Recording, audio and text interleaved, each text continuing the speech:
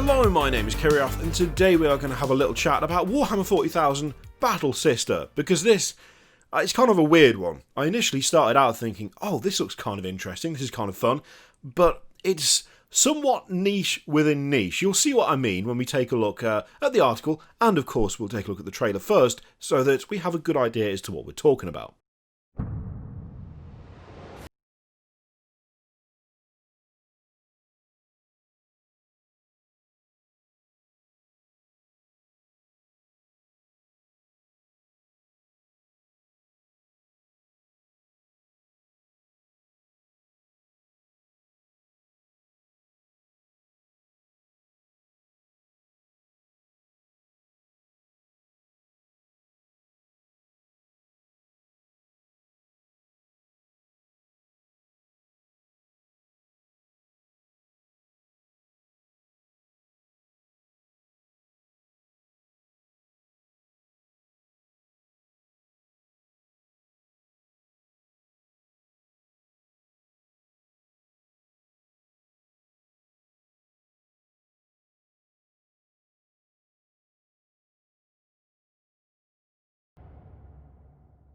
So as it says, just announced at Facebook Connect, a massive online event for virtual reality and augmented reality, Battle Sister is a new video game for Oculus Quest and the brand new Oculus Quest 2 that puts you in the power armoured boots of one of the Adeptus Sororitas.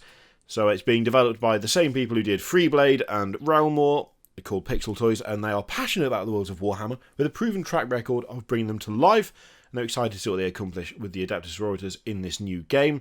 When's the release date? I think they did say. Yeah, 12th of November. So it will offer perhaps the most immersive experience of the 41st millennium yet, while offering thrilling moment-to-moment gameplay, so on and so forth. Usual marketing spiel. You can find more information in other places as well. First things first, I will say that there is one issue with marketing VR games, which is the fact that you don't really market them in VR. People are generally watching on phones, they're watching on laptops, on screens that are not directly over your eyes, and as such, quite often things like gunplay look kind of janky. That's obviously, of course, because you're not using a mouse or a controller, you're actually holding your hand out with a motion-sensitive thing, which tracks you very accurately. So it kind of looks a bit odd when you're firing guns and there's a mild shake, or you're firing, for instance, some sort of hand flamer and the flames go all zigzaggy and weird. I will also say with this game specifically, it looks okay.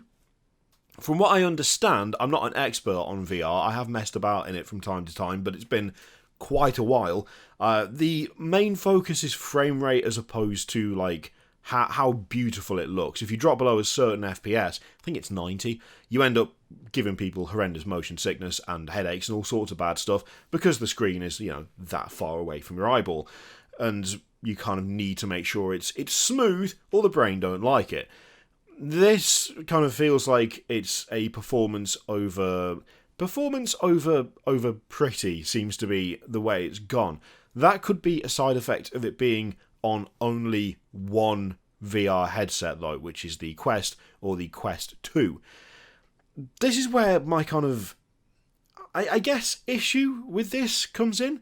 I love the idea of a Sisters of Battle game, and I feel like a first-person shooter where you're playing as a Sister of Battle is an absolutely solid idea, and you could do whatever you like with it, really. It could be on any number of platforms, and it would do pretty well. I mean, you're basically playing one of the, let's say one of the, everything in 40k is cool. That's the key part of the whole universe. That's what makes it so addictive to so many people.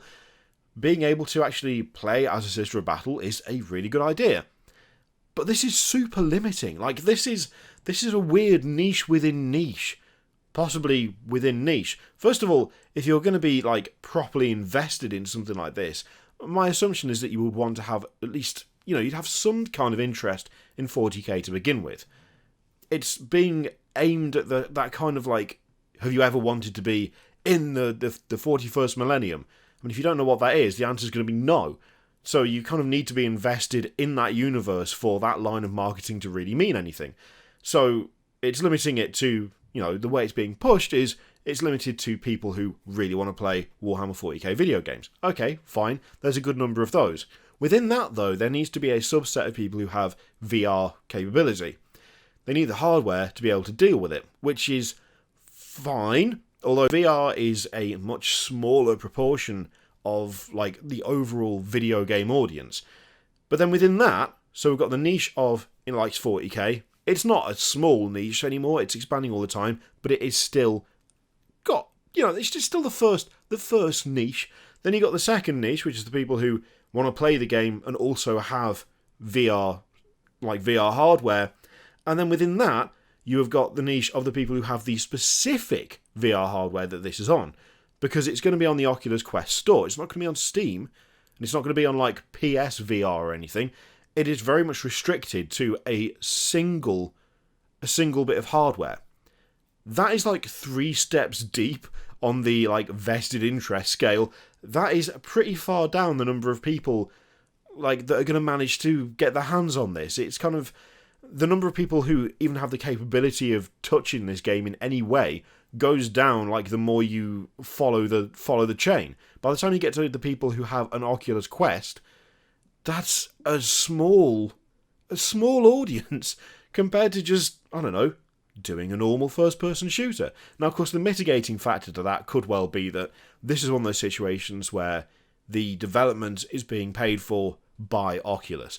Oculus is owned by Facebook, and as such, they basically have infinite money just to throw at anything.